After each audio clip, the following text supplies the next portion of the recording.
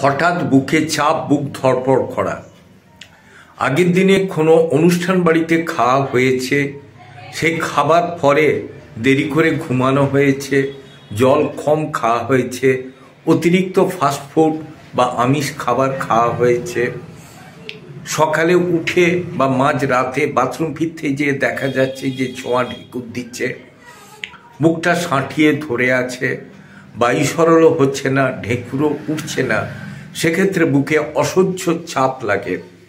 গলায় আঙুল দিয়ে বমি করে চেষ্টা করাও বমি হয় না।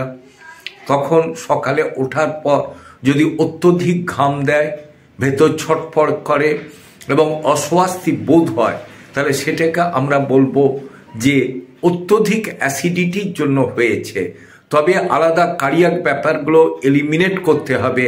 কার্বোভেজ, নাক্স ভূমিকা, কলচিকাম ভালো কাজ দেয়।